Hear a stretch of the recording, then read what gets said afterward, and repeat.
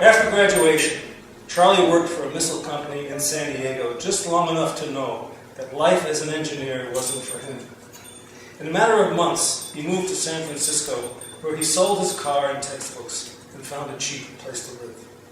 He was 22 years old, and his plan was to write stories about his boyhood in Queens with the goal of finishing a collection called In the Shadows of the L. He took a writing course taught by a successful mystery writer who encouraged him to keep going. Another published writer in the class also liked his work. Her first comment after reading one of his stories was, "Don't ever get married." Charlie took this advice to heart. The girl he dated through college was now working in Los Angeles. Their plan had been to leave the East Coast and work in California until he could support himself as a writer. Then they would marry.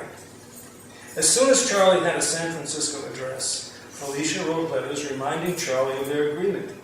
His less frequent replies avoided the subject of marriage, not only because of the advice he'd been getting, but because, as the rejection slips came in, he suspected that success might be a long time coming. Charlie lived in North Beach on a one-lane alley off Union Street. When he first moved in, the small apartment buzzed with bottle flies. The garbage pail was overflowing and the sink was full of dirty dishes. There was an unfinished plate of hardened chili on the kitchen table. A wash sink in the kitchen was filled with soaking clothes. He stirred them with a broom handle and clouds of blood came up. A drug addict was living here, said his neighbor, an Israeli woman named Yanni. His friends will come knocking on your door at night. Just don't answer and they'll go away. Yanni was older than Charlie. She was built like a man, with narrow hips and big shoulders. Her waist-length hair was the color of old straw. She lived with a cocker spaniel named Goldie, who barked whenever anyone entered the building. She was also a painter. Her apartment was full of canvases higher than Charlie's head and wider than his arms could reach. His arms could stretch, sorry. They leaned against the wall like folding chairs, all the same abstract, cloud-like images in tobacco brown and wheat pink, and with the exception of slight variations in color, they looked identical. All Charlie could think of was the view from the center of an explosion. "Only my art is important," Yanni said. "Art is my life and my struggle." "How long have you been painting?" "All my life." Charlie was encouraged by Yanni's words because he'd come there to pursue his own art and felt that living next door to a working artist was a stroke of luck. He hoped it would teach him something. He was working at a good pace, the stories steadily sent off to major magazines and returned with rejection slips, which he tacked on the wall behind his desk as if they were signs of progress. One day Yanni asked to see one of his stories, and he gave her his best, the title piece, based on fact, but embellished.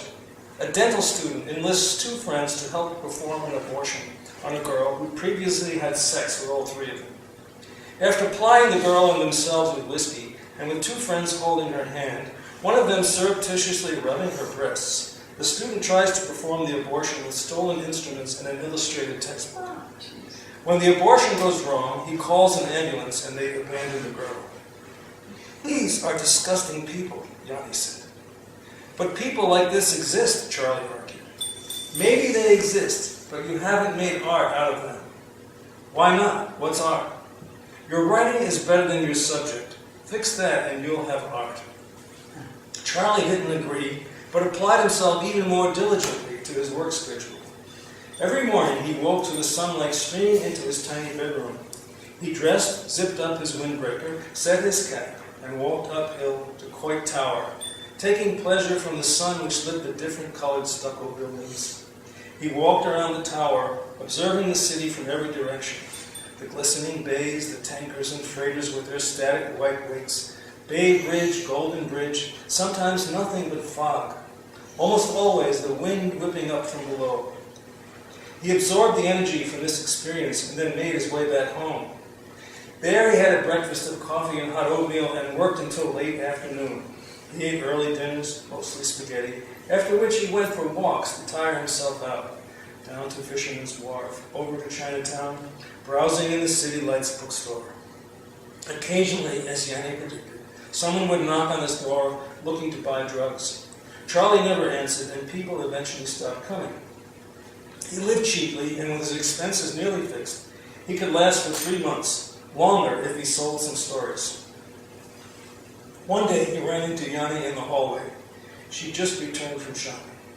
"Come in," she said. "I'll show you how to survive." How do you survive? On chicken soup. Once inside her small kitchen, she took a butcher's package from her net shopping bag and opened it to a clump of chicken necks, gizzards, hearts, and several feet with claws attached. "Listen to me," she said. "The grocer on Stockton Street is my friend. Every few days I go in there and say, 'Do you have anything?' This is what he gives me, free, all free." She placed the chicken parts in a colander, sprinkled salt on top, and rinsed them in cold water. Then she took out some soft turnips, limp celery, a few wilted carrots, and parsnips. "Nothing to waste," she said, washing the vegetables and cutting them in small pieces, using both their ends and tops. "I use everything. Everything you see, I use. It's easy to make soup. You wash, you chop, you boil with a little salt, with whatever spices you have. You have garlic, use that. You have onions, good. Celery, parsley, dill, all good. Whatever you have, whatever you can get." She placed the cut-up vegetables and chicken parts into a pot, covered them with water, added more salt and some garlic, and lit the burner with a wooden match. "Now, come back in 1 hour and I'll give you dinner." When Charlie returned with a loaf of bread and a bottle of wine, Yanni had set the table with placemats and 2 small white candles. The soup had been poured from the pot into an unpolished silver tureen with a grape and vine pattern. At each place was a deep white bowl and a large silver soup spoon, also unpolished. "Very fancy," said Charlie. "All this is from Israel," she said, indicating the silver. "An inheritance from my family." "Are they still there?" Charlie poured the wine into 2 small glasses he recognized as jelly jars. "My parents are dead, but my brother is in there in the house. He got the house. I have the plates and a little silver." "That doesn't sound like an even exchange," Charlie said. "That's because my brother is a son of a bitch. He stole my patrimony." Yanni uncovered the tureen. The soup was golden with fat and floating with chicken parts and vegetables. She ladled it into the bowls, a pair of feet in each.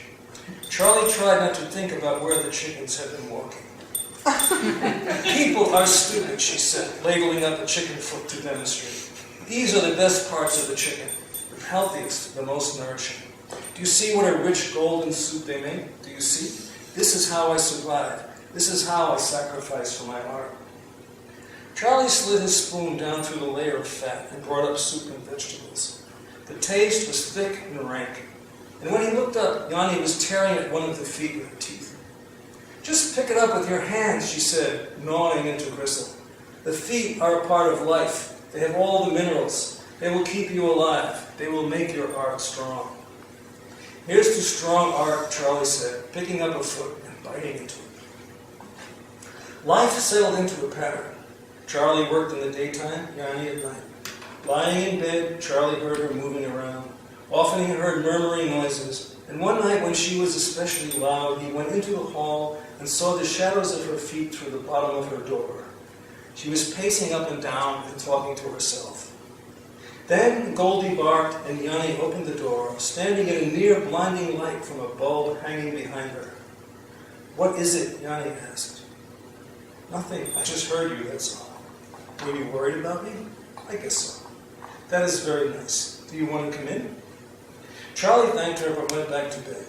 The next morning, when he was leaving for his walk, she came out and they went up to the tower together. "Did you think I was going to bite you last night?" she asked. "It was better I didn't come in." "Don't worry, I wasn't trying to sleep with you." After walking around the tower, they continued on toward Fisherman's Wharf. The sun was just beginning to brighten the street when they came upon a nearly bald man in shower clogs and a gray ponytail. He was sitting on a car fender next to a painting which leaned against the windshield. He greeted Yanni and said, "I've been on acid for 2 days." "That's very nice, very nice." "Look at the painting I did." Yanni nodded while Charlie positioned himself in front of the car to see the painting dead on. On canvas stapled to a frame, He painted a front view of a female nude with pubic hair in flames, monstrous breasts, and a head of wavy blonde hair shaped like angel's wings. It's called Innocence Burning. What do you think? Tits and ass, Yanni said. That's what I think. Oh, come on, this is not tits and ass. What is it then? It's art, serious art. Yanni looked at him and smiled. All right, she said, it's serious art. How well do you know him? Charlie asked as they walked away. Too well. He's a nobody and the painting is junk. Charlie agreed that it wasn't very good. You need to die for your art, she said. You need to die trying. One day Charlie received a letter from Felicia suggesting that the time for a decision was running out. Charlie didn't know what to do. He loved Felicia, he missed her, he was lonely, but marriage wasn't a good idea. Not now. He wrote and told her. A few nights later, he heard a knock at the door, and Felicia was there in a fur coat with nothing underneath but a silk slip. Without a word, she gave him an open-mouthed kiss and pulled on his belt. I love you, you son of a bitch. Don't you understand that? In Charlie's small bedroom, they made love over and over, the flimsy metal frames squeaking and banging on the floor. Each called out the other's name, and Charlie had been so lonely for so long that he was ready to be a writer and a husband at the same time.